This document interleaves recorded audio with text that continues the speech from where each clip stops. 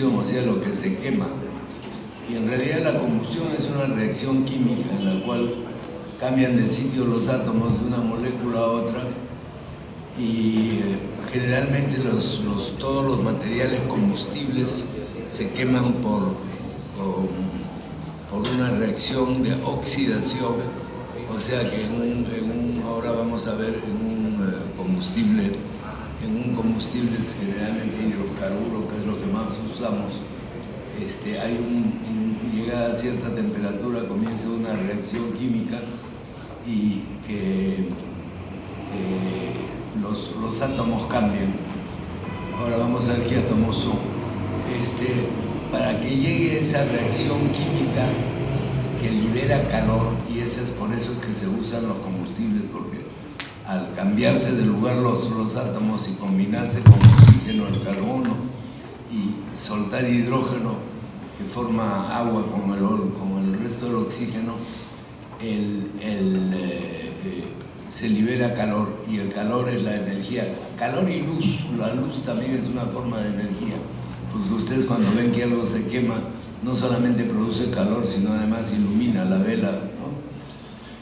Ahora, ¿cómo se inicia la combustión? La combustión es un cambio de la estructura molecular del combustible, ¿no?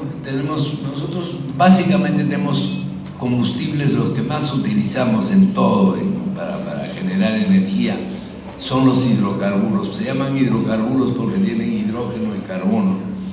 Y hay gaseosos, líquidos y sólidos. Sólido, por ejemplo, es el carbón. Líquida la gasolina, el petróleo diésel. Los gases, los gaseosos, bueno, ustedes tienen hoy se está usando el LPG y el metano, que es el gas natural de petróleo, en vehículos o en cualquier cosa, pero se puede usar en cualquier motor de combustión interna, en cualquier turbina. Mientras se queme y libere calor, ese calor se utiliza para mover algo, transformándolo en diversas formas. Entonces tenemos tres clases de hidrocarburos: los sólidos como carbón, los líquidos como gasolina, petróleo, diversos tipos de petróleo, porque en querosene hay el residual, que es el petróleo pesado, y los gaseosos, que son básicamente propano, butano, que es el LPG, y el gas natural, que es metano, CH4. Aquí ven ustedes, por ejemplo, esta es una típica reacción, y esto es lo que les digo, es la combustión, oxigenación. He puesto arriba esto porque una combustión no necesariamente puede ser con oxígeno. También hay un elemento, al combinarse con flúor también libera calor. Ahora, por supuesto que no tenemos en la atmósfera flúor, o sea que cuando nosotros quemamos algo en la atmósfera, lo quemamos con el oxígeno. El aire que tenemos acá es oxígeno, y ese es el oxígeno que permite quemar. Entonces, aquí tienen ustedes la típica reacción de cualquier hidrocarburo, CH, un compuesto de carbono con hidrógeno. En este caso, el más sencillo, CH, un átomo de carbono con 4 de hidrógeno, que se llama metano. Es el gas natural que ven ustedes que usan los carros hoy en día, sobre todo los taxis que se venden en los grifos. Se combina con el oxígeno, O2. ¿Por qué 2 O2? Porque el O2 el oxígeno no anda solo, el oxígeno siempre, los átomos de oxígeno andan en pareja.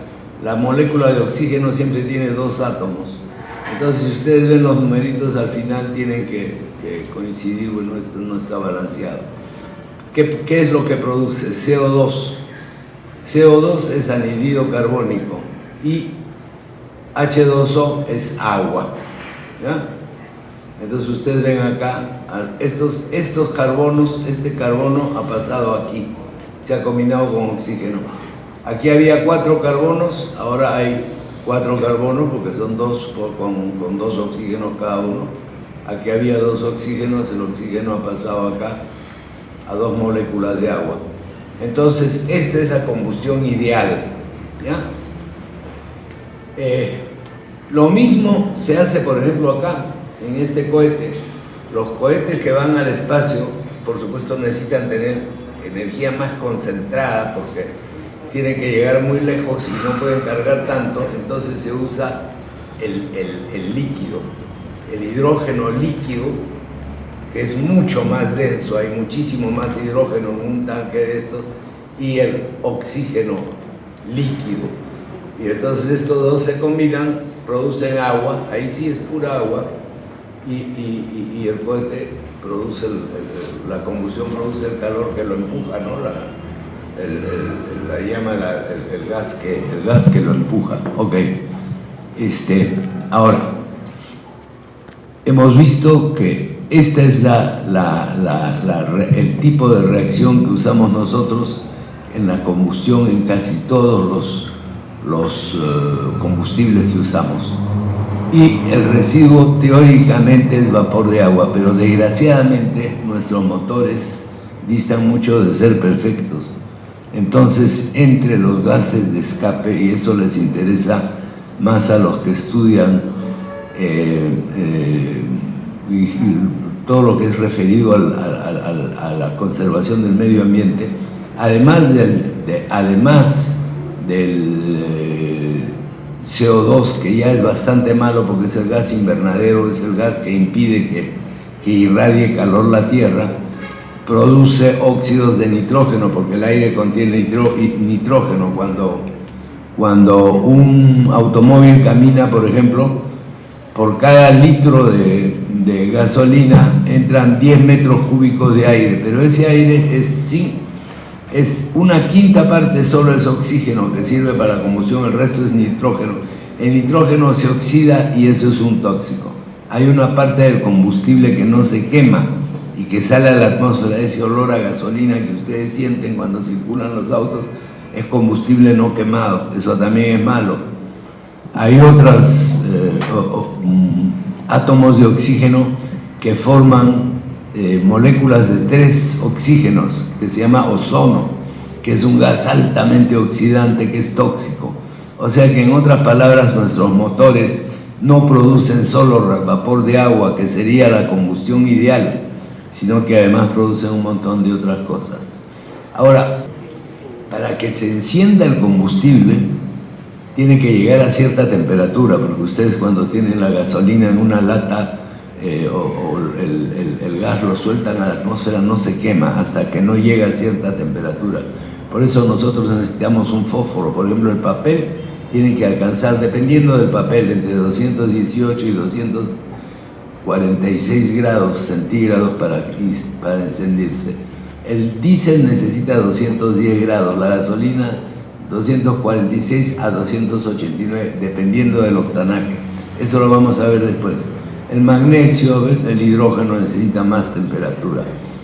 Entonces, por eso es que para encender el combustible usamos, bueno, si tenemos una chimenea o un horno cualquiera, prendemos un fósforo, pero en el auto usamos la bujía eléctrica. Tenemos una chispa que va a dar una alta temperatura. Entonces aquí ustedes tienen una idea de por qué se necesita fósforos, encendedores, bujías o ¿cómo se llama? Estos aparatitos que hay para prender el gas, porque lanzan una chispita. Esa chispita, aunque sea muy pequeñita, alcanza una temperatura suficiente para que se encienda. ¿Qué quiere decir encender? Es iniciar una reacción química. Ya después la reacción química sigue sola.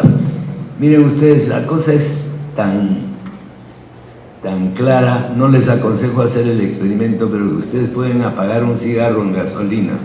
Si lo meten suficientemente rápido el cigarro dentro de la gasolina, no se prende. ¿Por qué? Porque se necesita estar la gasolina mezclada con aire para que se pueda quemar, porque es una reacción química entre el oxígeno del aire y la gasolina.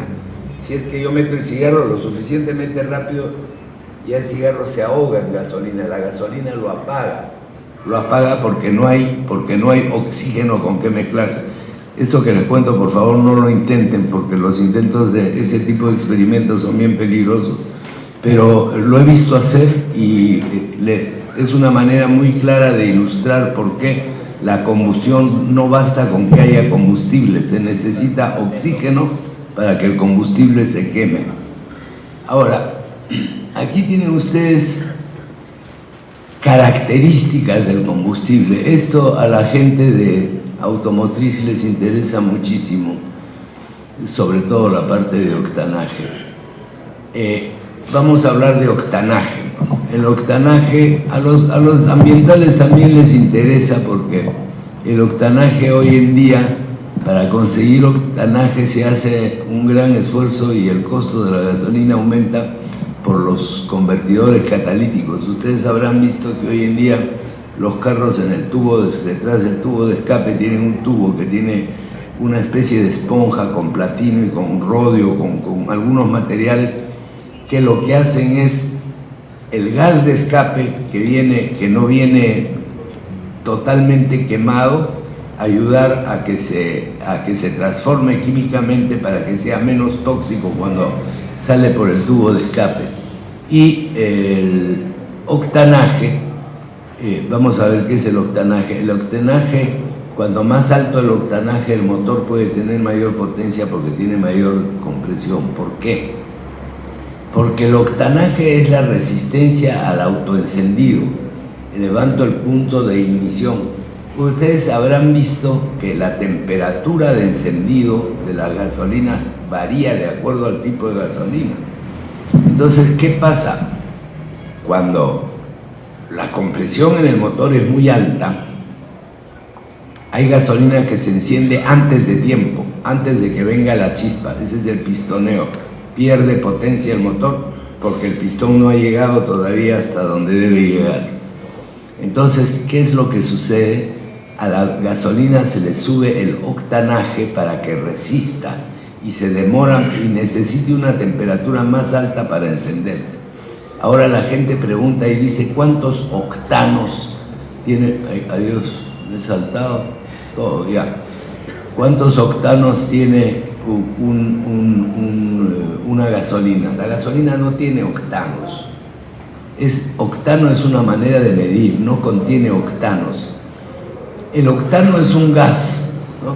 Entonces, cuando se mezclan dos gases, octano con pentano o con isopentano o lo que fuera, y se comprueba dentro de una máquina cuánta compresión aguanta, se dice que una gasolina tiene 80 octanos cuando reacciona como una mezcla de 80% de octano con 20 del otro gas.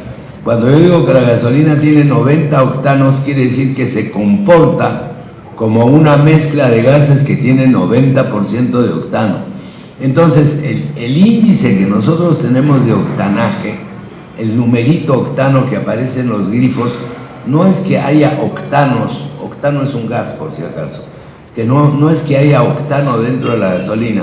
Lo que está diciendo es que esa gasolina aguanta una compresión tal. Entonces, cuando más alto el octanaje, obviamente la gasolina aguanta más compresión. Cuando aguanta más compresión, el motor puede dar mayor potencia. Dos motores iguales de 2 litros que tienen todo idéntico, pero uno tiene una compresión de 8:1, el otro tiene una compresión de 10:1, el de 10:1 va a dar casi 20% más de potencia. Entonces, el octanaje es una convención. Es algo que no existe dentro de la gasolina, pero que sirve para medir su resistencia. Entonces ustedes ven que en los grifos tienen indicado el número del octano. Ahora, es la mezcla, como les decía, de octano con heptano, con otro gas. Ahora, ustedes habrán visto con lo de los autos, ustedes que trabajan con autos han visto que en los manuales de los autos sale RON, o número de octanaje del auto, 95 octanos RON. RON no tiene nada que ver con el trago, tiene que ver con Research Octane Number, es el número de investigación, porque quiere decir que ha sido calculado por los químicos. Porque hay otro que se llama MON, que ya casi no se usa. Aquí nosotros estos números que tenemos en los grifos son los RON, que es el motor. Hay un motor que se llama motor Ricardo, que lo inventó un señor que tiene una tuerca que permite variar la compresión. Y con ese motor prueban la gasolina y ven cuánto aguanta, en qué momento comienza a detonar sola. Entonces tenemos que la gasolina tiene un octanaje y se le da el número y se habla como si contuviera octano, no contiene octano. Ahora, esto del plomo tetraetílico, esto es un tema que hoy en día ya es casi inactual, pero sin embargo todavía se usan. El plomo tetraetílico es un plomo que se añade a la gasolina para subirle el octanaje. Se añadía. ¿Por qué se añadía? Además de ser tóxico porque sale el plomo en el tubo de escape, obtura los catalizadores, que son esos tubos de que les hablo que tiene detrás del tubo de escape, que son los que se supone que limpian el gas de escape. Entonces, cuando había gasolina con plomo, ustedes son muy jóvenes, no se acuerdan porque esto ya hace como 20 años, o no tanto, 10 años o algo, pero de todas maneras, le quitaban los catalizadores a los carros. ¿Por qué? Porque como la gasolina tenía plomo, el catalizador terminaba por atorarse y entonces había contrapresión, no salían los gases de escape, sonaba el motor. Entonces, hoy en día existen otros aditivos, ¿no? Ahora, hablando de aditivos de gasolina, esto es un tema que se podría hablar toda una hora, porque por ejemplo la gasolina lleva detergentes para limpiar un poco el motor y también tiene aditivos que regulan el grado de evaporación. Por ejemplo, la gasolina que va a Arequipa, por decir, debe tener un control de vaporización mayor que la que en Lima, porque primero porque está a más de 2000 metros de altura y segundo el clima es muy seco. En Lima la gasolina evapora menos. Además, ustedes ven que en verano la gasolina se comporta distinto que en invierno. No sé si ustedes han observado que en un grifo, cuando lo están echando, tienen la manguera puesta en el tanque de un carro, ven una especie de neblinita que mueve las cosas buenas. Esa es la gasolina que se está perdiendo por evaporación. Entonces, hay unos aditivos que controlan eso. No lo pueden controlar del todo, pero vamos a que en verano se le echa más de ese aditivo para evitar justamente por el calor. Hoy en día los grifos modernos tienen techo casi todos y no cae el sol. Pero en una época, me acuerdo cuando yo era muchacho, no había ningún grifo con techo, la gasolina, echaban la gasolina así y uno veía una nube que veía moverse todo lo que está atrás porque una buena parte de la gasolina y de la plata de uno se iba a la atmósfera. Ahora era una época en que costaba 60 centavos el galón, ahora estamos como por los 15 soles, así que se imaginan, hoy en día la gente le presta un poquito más de atención a esa vaina. Bueno, en fin, aquí tenemos los detergentes, en fin, todas las cosas que se le pueden añadir. Ahora, hay un detalle que no lo he puesto acá, pero que es interesante, sobre todo para ustedes que están en automotriz. Hoy en día hay mucho carro con gas, y el gas es muy seco. La gasolina tiene la gracia de que lubrica un poco el asiento de válvula. Ustedes saben que la válvula está constantemente golpeando el asiento de válvula, y el gas es tan seco que llega a desgastar el asiento de válvula. Entonces los carros que vienen con motor especial para gas traen un asiento de válvula de otro material, más resistente.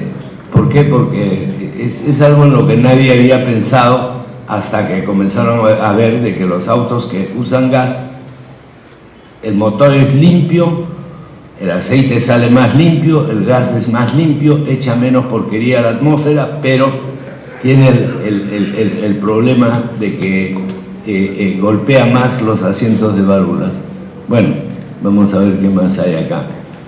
Y, aquí viene el craqueo catalítico. Bueno, yo les conté lo de la gasolina con plomo.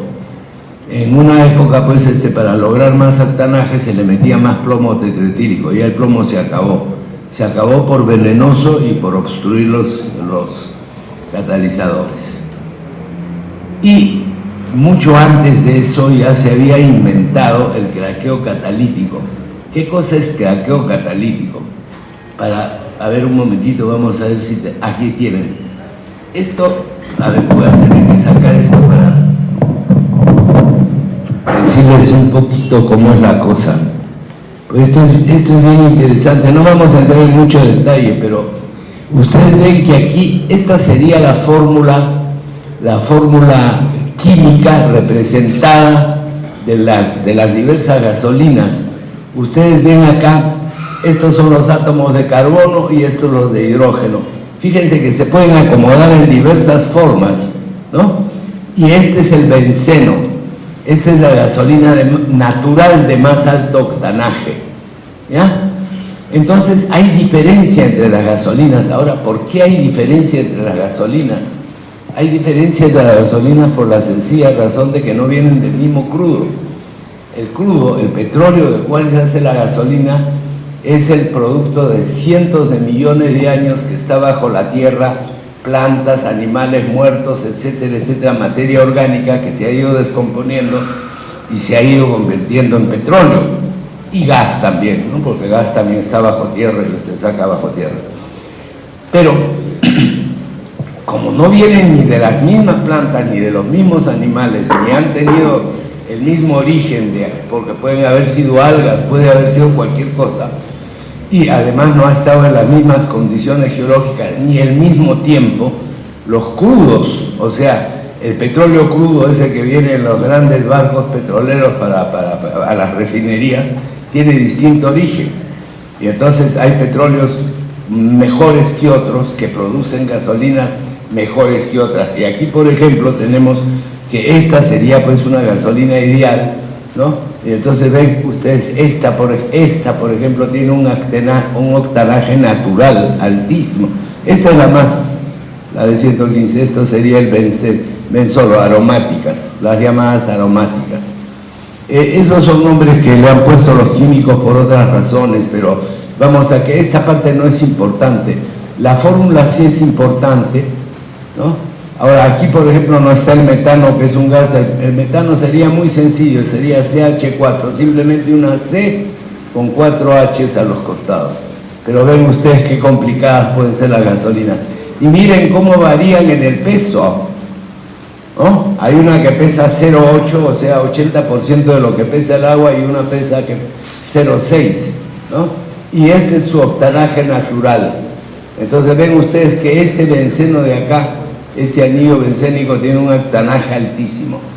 Entonces aquí entramos a lo que les hablé antes, que creo que era esto, que han inventado los químicos un proceso que se llama craqueo catalítico, que consiste en reconstruir las moléculas, o sea, la gasolina, que primero la sacan del petróleo por destilación, van separando los componentes más livianos, van subiendo de acuerdo a la temperatura, y después les hacen una serie de intervenciones, les ponen platino, etcétera, y hacen que la fórmula cambie y se acerque más, se parezca más al benceno ese que les enseñé, ese anillo bencénico, y eso logra de que los autos puedan andar con catalizador sin necesidad de añadirle nada a la gasolina.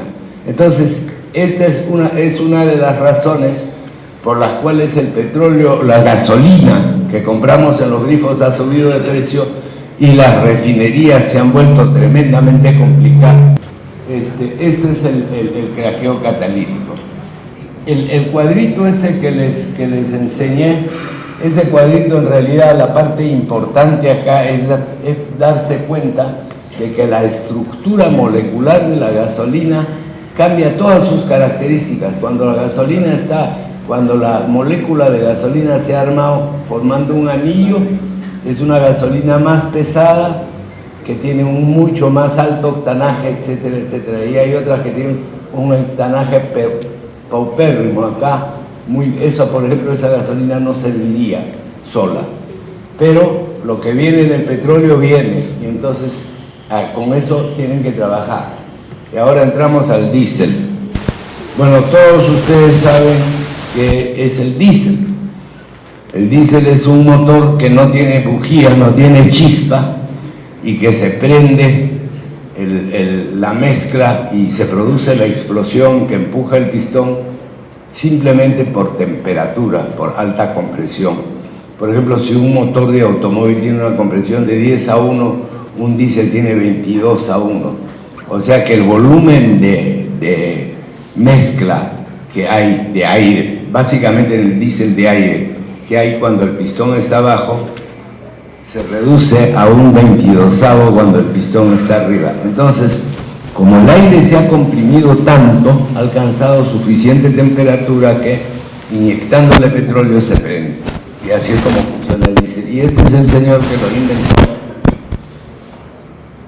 Y el motor se llama diésel porque este señor se llamaba Rudolf Diesel, ¿ya?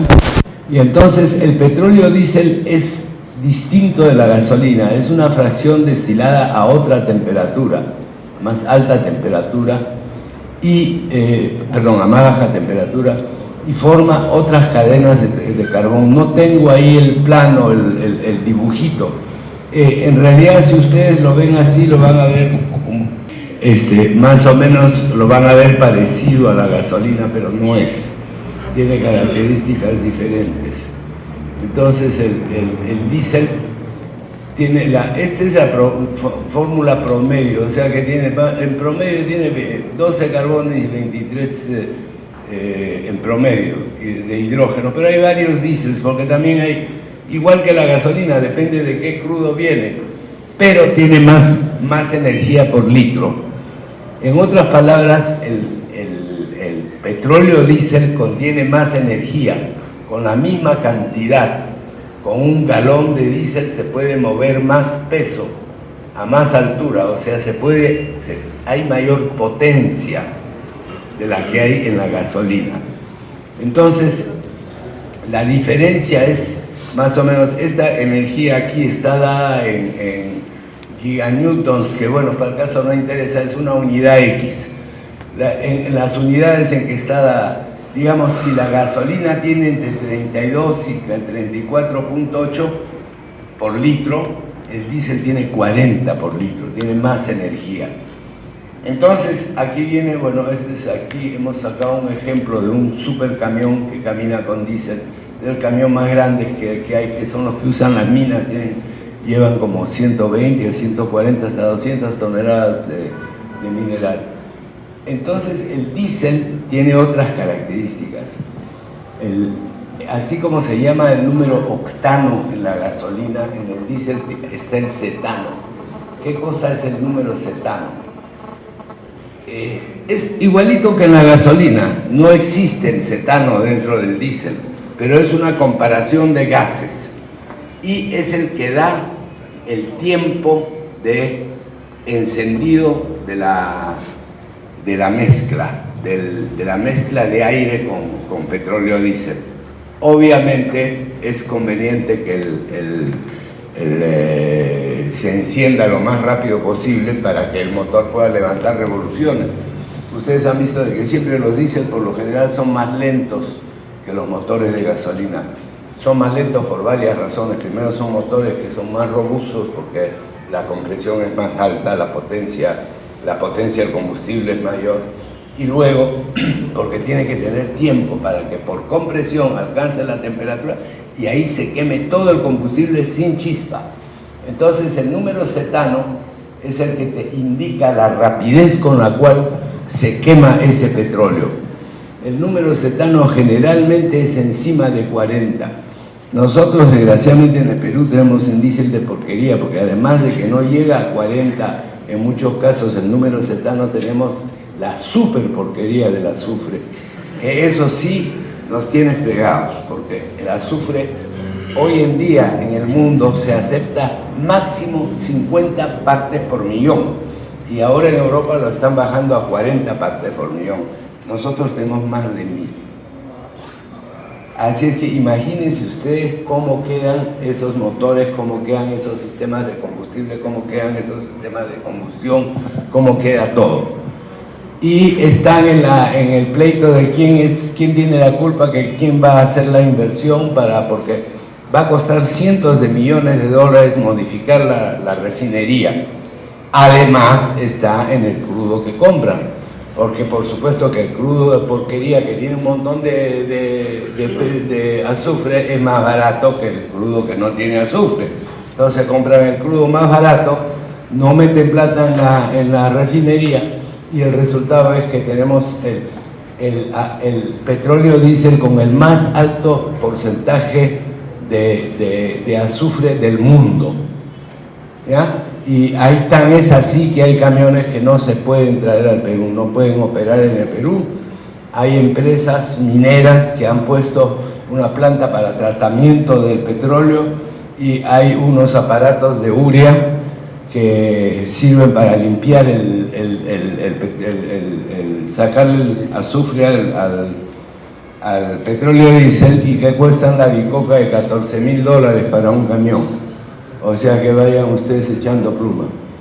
Ahora, ¿por qué el diésel es menos sucio el escape que el de un motor gasolinero? No es menos sucio, es más sucio, pero como consume menos para el mismo recorrido, al final, si uno cambiara todo el transporte de gasolina por diésel, tendría menos contaminación. No porque el escape es más limpio, ojo, sino porque hay menos escape, porque se logra más energía con menos combustible. Entonces, esto es un detalle importante del combustible de diésel.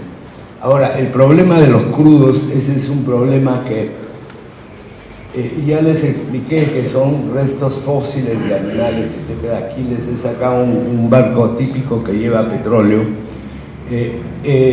Digamos que uno de estos barcos va pues a Arabia Saudita o a alguno de los sitios donde se trae petróleo, o Venezuela, y viene cargado de este petróleo.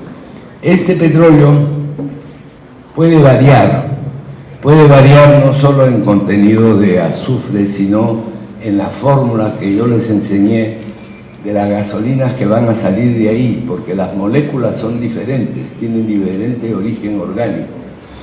Entonces tenemos que van a variar, es bien complicado en el sentido económico, es bien complicado, y si uno se pone a buscar las razones por las cuales la gasolina tiene un precio en un sitio X, además de que cuánto aguanta la gente de pagar y cuánto se tiran en impuestos, eso es otra cosa, está de dónde compran el crudo. Porque puede haber un crudo que es muy, muy bueno y que no cuesta mucho más, pero que está muy lejos. Entonces lo que no se le ha ido en lágrimas, se le ha ido en suspiros, porque han tenido que pagar más transporte. Entonces, al final, lo que cuenta es cuánto vale el barril de petróleo puesto en la refinería. Y entonces, obviamente, de acuerdo al precio, ese se va a obtener un petróleo que tiene productos mejores o peores. Y es uno de los factores que determinan el producto final, o sea, la gasolina que vamos a tener en los grifos y el diésel que vamos a tener en los grifos. En el caso nuestro tenemos el serio problema del diésel, que tarde o temprano lo van a tener que enfrentar, porque ya simplemente hay camiones, hay motores que no pueden trabajar en el Perú debido al altísimo contenido de azufre del petróleo. El número cetano, o sea, la rapidez con la cual se quema, eso se puede regular con aditivos, pero sacar el azufre es muy difícil y es muy caro. Ahora entramos a los gases. LPG, ustedes lo conocen, es gas licuado de petróleo. Bueno, es básicamente propano y butano. Propano y butano no les quiere decir nada, pero son fórmulas distintas, son maneras distintas en las cuales están acomodadas la estructura de las moléculas, o sea, cómo están acomodados los átomos de los diversos, del hidrógeno y del carbono. Bueno, el LPG es un gas manso, en el sentido en que es un gas que se licúa a baja presión, es más pesado que el aire y se guarda en tanques grandes que se llenan solo al 85%, porque para darle chance de expandir. Todos ustedes conocen los tanques de gas, ya sea los de las casas, para las cocinas, los que están en los carros, los tanques de gas propano-butano, o sea, LPG. Ahora, el LPG tiene un detalle. La gente dice, cuidado con el metano, con el gas natural, GNP creo que lo llaman, con el metano, que es peligroso. Para mí más peligroso es el LPG. ¿Por qué? El LPG pesa más que el aire y el LPG forma charcos. Lo que pasa es que son charcos de gas que no se ven. Entonces, si yo estoy perdiendo LPG de algún sitio, ese LPG va a chorrear como chorrea el agua. No va a ser tan denso como el agua, pero va a haber una especie de manchita, de charquito. Y si yo tiro un pucho ahí, ahí sí va a reventar. Porque ese sí está en contacto con el aire. No es el caso de la gasolina que le costaba, que necesita oxígeno para encenderse. Ese ya está mezclado con el aire. O sea que cualquier chispa, cualquier cosa, el LPG va a reventar. En cambio, el metano, que es el gas natural, se va a ir para arriba porque es livianísimo.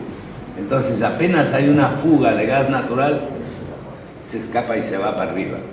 Por supuesto que si yo le pongo un fósforo cerca, se va a encender y se va a ir, pero siempre se va a ir para arriba, quemado, pero se va a ir para arriba, no se va a quedar abajo.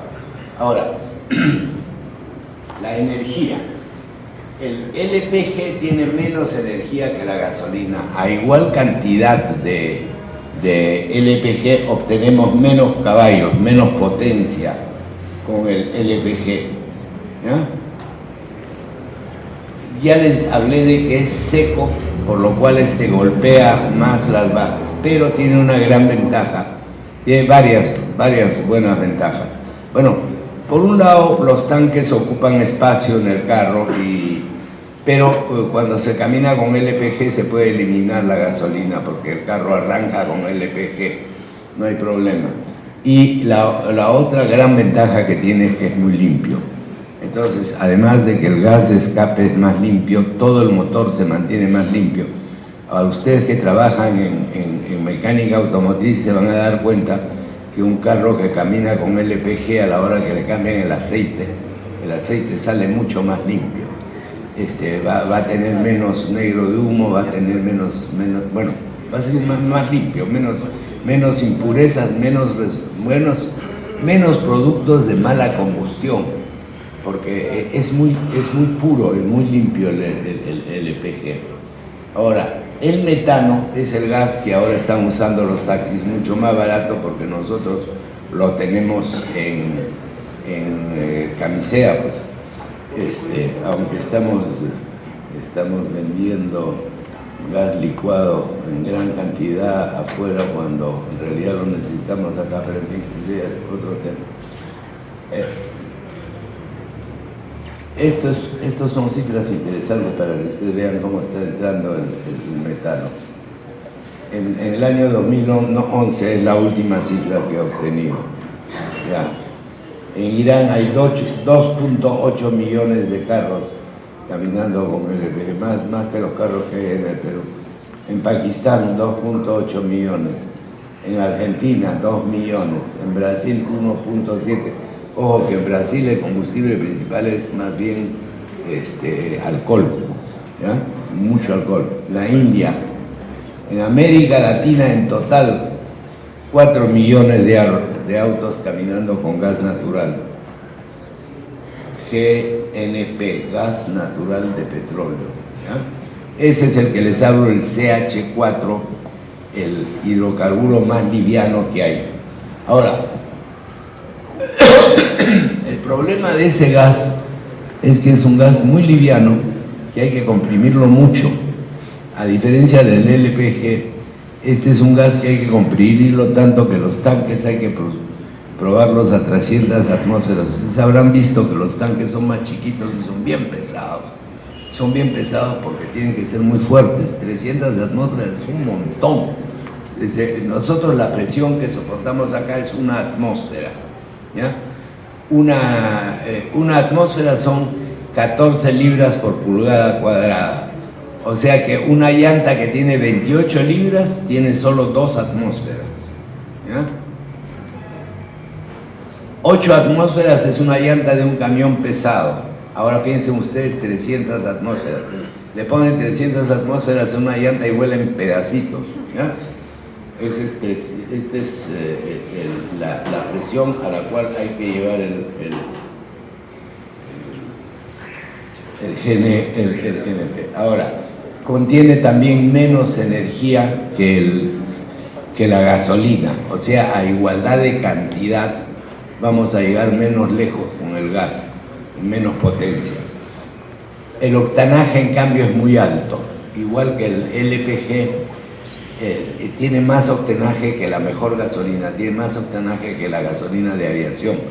Y aquí viene un asunto: la gasolina de aviación, el octanaje lo logran poniendo bromo. Además ya es un poco historia antigua, porque ya casi aviones con motor a pistón no hay.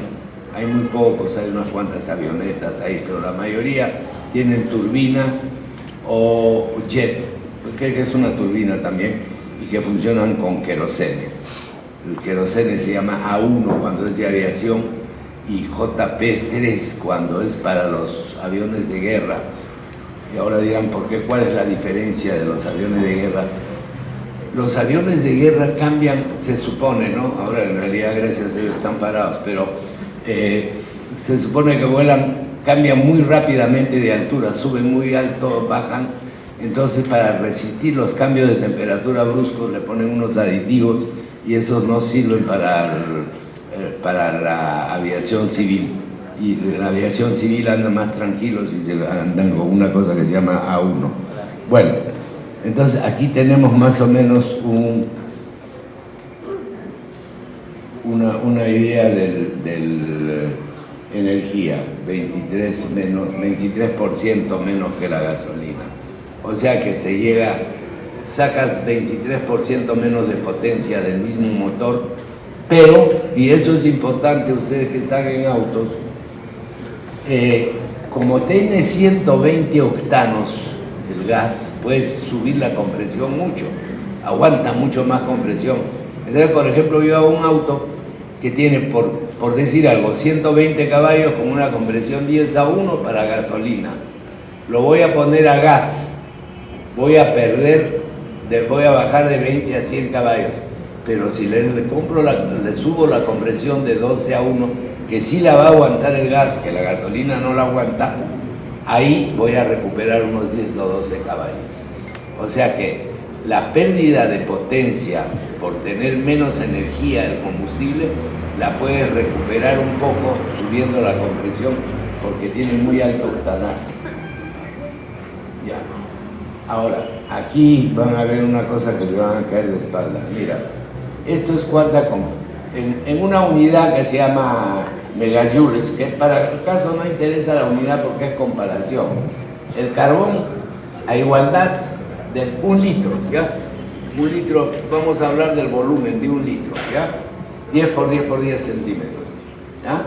Carbón, de entre 40 y 74 unidades de energía. El metano 23, la gasolina 34, el diésel 40, el LPG 28, o sea que ustedes ven desde los más pobres, que son el metano, que tiene 23, hasta el más rico, que es diésel. Bueno, el más rico es el carbón. Un poquito. Vea, más rico es el carbón, lo que pasa es que con el carbón no camina ningún motor, con carbón caminan los calderos. Bueno, entonces tienen ustedes acá, digamos, metano, que es gas, gasolina, que es líquido, diésel, que es líquido, es el más rico en potencia. Y ahora miren ustedes la cifra para la energía atómica, lo que harían con 1 litro de uranio, 1000 1.400 millones. ¿Se dan cuenta la diferencia? 1.400 millones de unidades de potencia. Si con 1 litro de petróleo saco 40, con 1 litro de uranio 1.400, bueno, un poquito más, 1.470, ya para el caso es igual, 1.470 millones. O sea que ahí, amigos que estudian ecología y conservación del medio ambiente, vean cuál es la enorme ventaja de la energía nuclear. Es cierto que la energía nuclear produce residuos radioactivos, ¿no? Y que hay que saber usarlos. Ahora las plantas nucleares de última generación en realidad producen nuevo combustible nuclear, o sea, lo que le llaman plantas, breeder plants, las plantas generadoras. En fin, no, pero esto he creído interesante ponerlo acá para que ustedes cuando vean, cuando se habla de energía nuclear, ¿de qué estamos hablando? Cuando estamos hablando de una energía nuclear, prácticamente nos podemos olvidar un poquito de los volúmenes de combustible, ¿no? Pero mientras tanto lo que estamos haciendo es que quemando estas cosas. Y todas estas cosas, aunque las quememos limpiamente, unas mucho más limpias que otras, por ejemplo el metano y el LPG son mucho más limpios en la combustión que la gasolina o el diésel, ¿no? O el carbón es la cochinada más grande, el carbón es, porque además se quema más. Bueno, en fin, el carbón, la mayoría de la energía de China viene del carbón, ojo, bueno, queman carbón y además se le mueren los mineros sacando carbón. Aquí tienen ustedes una idea, este es un cuadro interesante para que ustedes vean por qué con toda la pitiadera y con todo Greenpeace y con todo, por qué se están construyendo plantas nucleares en todo el mundo. Bueno, ¿por qué el CO2, que hemos visto que es un producto de la combustión, es un enemigo del clima? ¿Qué es lo que hace el CO2? Sí saben, lo que pasa es que no quieren hablar, ya han estudiado seguro. Bueno, el CO2 es llamado gas invernadero, se va para arriba y funciona como un invernadero. Ustedes saben lo que es un invernadero, es como una jaula de vidrio en la cual ponen un montón de plantas y aún en pleno invierno el calor no sale porque la luz que entra hace que la temperatura suba, pero como el vidrio no deja que el aire caliente se vaya, se va calentando lo que hay adentro. Entonces ahí crían plantas tropicales en Inglaterra con invernadero. Lo mismo está pasando con la atmósfera mundial, con la atmósfera de nuestro planeta. El CO2 que está subiendo hace como una placa de vidrio, impide la salida del calor y la temperatura del globo, de toda la atmósfera está subiendo. Y cuando está subiendo, obviamente causa cambios, ¿no? Ese es el efecto. Señor Tomás, ¿los gases que botan los carros también contribuyen al efecto invernadero? Claro, el CO2. Los gases, básicamente una combustión perfecta en un auto tendría solamente agua y CO2. ¿Por qué? Porque ustedes han visto que el combustible que hemos visto, todos son distintas moléculas, pero todos son dos cosas, C y H, carbono e hidrógeno. Llegada a cierta temperatura se encienden, el carbono se combina con parte del oxígeno y forma CO2, anhídrido carbónico, CO2, o sea, un átomo de carbono con 2 de oxígeno, y H2O, el H, el hidrógeno, se combina 2 hidrógenos con otro átomo de oxígeno. Y entonces tenemos, esa es la combustión perfecta. Ya no estoy hablando de toda la otra porquería que sale, que son los óxidos de nitrógeno, los hidrocarburos no quemados, el ozono, ya todo eso es accidente, llamémosle. Pero una combustión perfecta, da CO2 y agua. El CO2 es inevitable. Y el CO2 es el gas invernadero que se va para arriba y que, o sea que cualquier combustión, cualquier cosa que quemamos, cuando quemamos carbón, papel, cuando quemamos cualquier cosa que nosotros llamamos combustible, que tiene carbono e hidrógeno, rompemos la unión carbono-hidrógeno, obtenemos calor, luz y creamos agua y CO2. Eso es inevitable.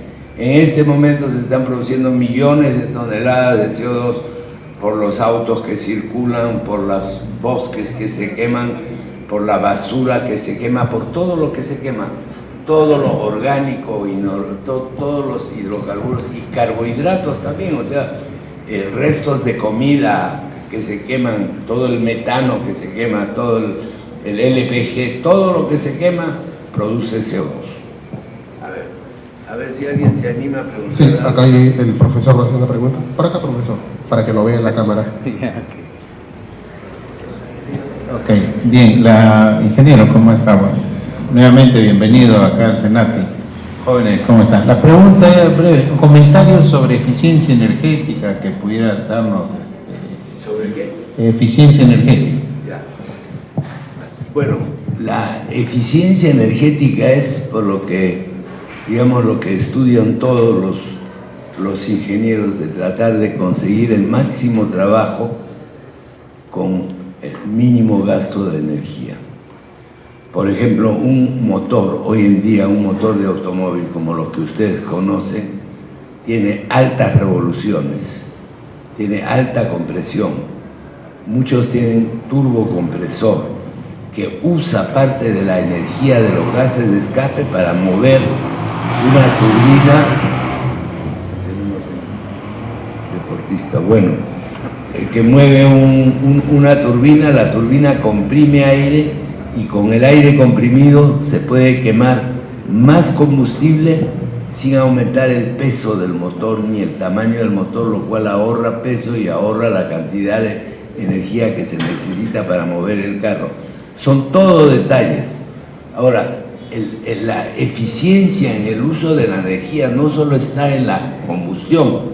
Básicamente hay que obtener un motor que le saque el jugo al combustible, o sea que obtenga un alto rendimiento. Pero el resto del auto o de la máquina que usemos, del avión, del auto, de la moto, de lo que fuera, depende de otros factores.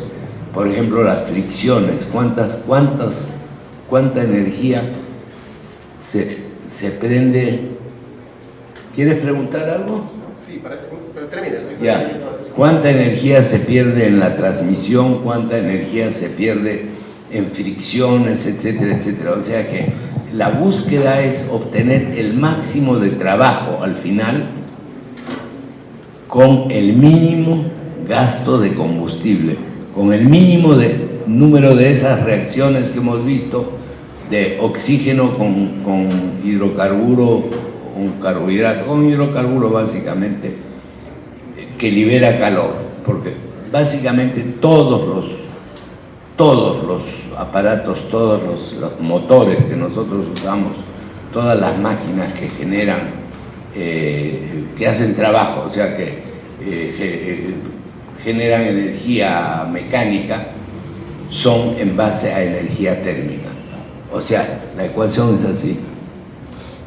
Se rompe una molécula de CH, libera energía térmica, esa energía térmica se convierte en energía mecánica, que es la que mueve los pistones, en el caso de un auto. Y señor Unger, no solamente eficiencia energética para contaminar menos el medio ambiente, sino también para hacer un uso efectivo de los recursos. Las empresas, las industrias quieren reducir costos y entonces también al hacer eficiencia energética reducen costos de operación, pero también evitan contaminar el medio ambiente. Pues, sí, tú tenías una pregunta, ¿no? Disculpe, buenas. El motor híbrido, ¿qué tipo de combustión presenta? ¿Cuál? El motor híbrido. No, el motor híbrido tiene solo un lado por combustión, que es en la parte del motor gasolinero, porque el híbrido no es un motor, son dos. El híbrido es, básicamente el híbrido es un auto, estamos hablando del auto híbrido, ¿no? Se llama híbrido porque tiene dos clases de propulsión, motor de gasolina y eléctrica. Tiene un motor de gasolina, tiene una batería eléctrica y tiene motores eléctricos en las ruedas. El auto se mueve siempre por electricidad, pero la energía viene de la batería. Una vez que la batería se comienza a agotar, funciona el motor de combustión a cargar la batería.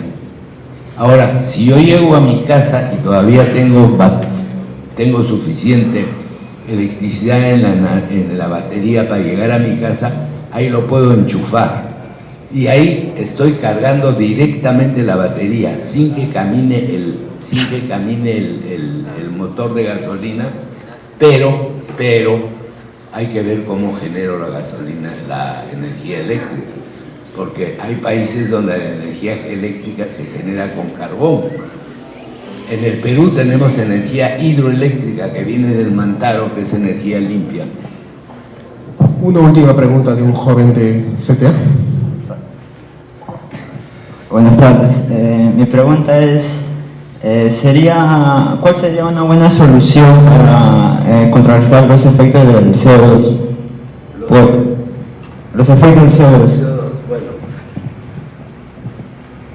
no se ha encontrado hasta ahora una manera de contrarrestar el efecto del CO2. O sea que una vez que se ha generado el CO2 nos fregamos. La cuestión es reducir la cantidad de CO2 que liberamos a la atmósfera. Hay varias ideas, hay gente que quiere encontrar alguna manera de crear una reacción química que reduzca el CO2, hacer que el CO2 se vaya al agua, al mar, de lo cual no ha funcionado. En fin, están constantemente buscando maneras de encontrar alguna manera de reducir el CO2 una vez producido, pero hasta ahora no la han encontrado. La única manera de resolver el drama que tenemos con el calentamiento global es reducir la cantidad de CO2 que estamos produciendo todo el tiempo, porque el CO2 es tremendamente duradero, se queda cientos de años en la atmósfera. O sea que una vez que hemos creado esa capa de CO2, nos fregamos. Ya. Sí, hay una más. A ver, ¿cuál es? Buenas tardes. Bueno, mi pregunta es la siguiente.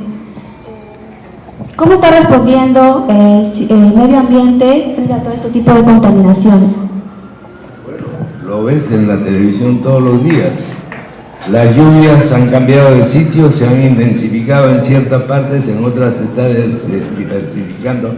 El clima está cambiando y el cambio del clima simplemente es imprevisto. Entonces, ¿qué pasa? Sitios que no tienen drenaje, comienza una tremenda lluvia, hay una inundación, se ahoga la gente, se destruyen las casas, etc. Sitios que estaban acostumbrados a tener lluvia se quedan sin cosecha. Entonces, el cambio climático, porque la gente a través de miles de años se ha acostumbrado a un cierto patrón de clima. Cuando ese patrón de clima cambia, nosotros personal, aquí digamos directamente en el Perú, estamos recontra fregados. ¿Por qué? Porque el agua de la costa, toda la agricultura de la costa, depende del hielo de los glaciares. Y el hielo de los glaciares se está retirando debido al cambio climático, al calentamiento global. Y yo ya no lo voy a ver, pero de aquí a unos 20 o 30 años corremos el peligro de que la agricultura de la costa se quede sin agua. Y ahora sí, creo que sí. Profesor, buenas tardes. Pregunta es la siguiente. Una de las diapositivas usted comentó sobre el tipo de gasolina que utilizan en Brasil. Quisiera si podría profundizar mejor ese tipo de gasolina. En el Brasil se usa, primero que se usa alcohol puro también. Hay en Brasil, que es un país que se ha pasado mucho tiempo con un poquísimo petróleo, ahora tienen petróleo fuera en la costa, han descubierto. Gracias.